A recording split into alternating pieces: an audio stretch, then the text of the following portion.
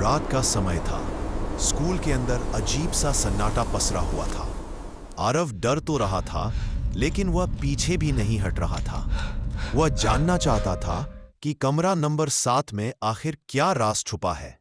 जैसे ही वह कॉरिडोर में आगे बढ़ा, अचानक सब तरफ एक ठंडी हवा चलने लगी। हवा इतनी ठंडी थी कि उसकी सांस भी धुंध की तरह दिख रही थी। कुछ कदम चलने के बाद उसे जमीन पर एक पुरानी कॉपी दिखी। कॉपी का कवर फट चुका था, जैसे कई सालों से किसी ने उसे छुआ तक न हो। आरव ने वह कॉपी उठाई। कॉपी खोलते ही उसके अंदर की पहली लाइन पढ़कर वह रुक गया। मैं आज भी 12:07 पर वापस आती हूं। यह लिखावट किसी बच्ची की लग रही थी, शायद उसी लड़की की फोटो जो उसे कमरे में मिली थी। कॉपी के पीछे पन्नों में एक कहानी जैसी चीज लिखी थी। लिखा था कि उस लड़की की मौत भी इसी स्कूल में हुई थी और वह अपने आखिरी पल भी इसी कमरे नंबर 7 में थी। आरव पन्ने उलट ही रहा था कि कॉरिडोर में किसी के कदमों की धीमी धीमी आवाज आने लगी। ऐसा लग रहा था जैसे कोई धीरे धीरे उसकी तरफ बढ़ रहा हो।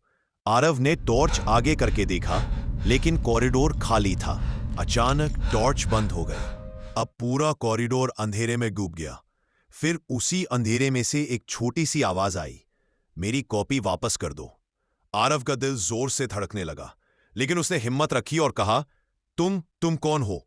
क्या चाहिए तुम्हें? अब वही आवाज बिल्कुल पास से आई, मुझे मेरा आखिरी दिन पूरा करना है, 12:07 होने दो। इतना सुनते ही आरव के सामने धुंध जैसी एक परछाई बनने लगी, धीरे धीरे, जैसे किसी बच्ची की आकृति बन रही हो। आरव टॉर्च दोबारा ऑन करता है और रोशनी सीधे उस पर पड़ती है। वहां एक छोटी लड़की खड़ी थी। उसका चेहरा बिल्कुल शांत, लेकिन उसकी आंखों में गहरा दर्द था, जैसे वह किसी से मदद मांग रही हो। उसने धीरे से कहा, मुझे मेरे घर जाने दो, कमरा नंबर 7 खोल दो। आरव समझ गया कि यह कोई बुरी आत्मा नहीं थी, ये बस एक बच्ची की आत्मा थी जो अपने आखिरी दिन को पूरा नहीं कर पाई और अब उस पल में फंसी हुई थी। लेकिन जैसे ही वह लड़की आगे बढ़ी, कॉरिडोर का अंधेरा और गहरा हो गया और तभी घड़ी में 12:06 हुआ। अब सिर्फ 1 मिनट बचा था। कमरा नंबर 7 की सच्चाई अब खुलने वाली थी। बस आज के लिए इतना ही। अगला भाग कल देखने को मिलेगा। कहानी कैसी लग रही है दोस्तों, कमेंट बॉक्स में कमेंट करके जरूर बताना। चैनल पर नए हो तो चैनल को सब्सक्राइब जरूर कर लेना और वीडियो को लाइक करना मत भूलना। धन्यवाद।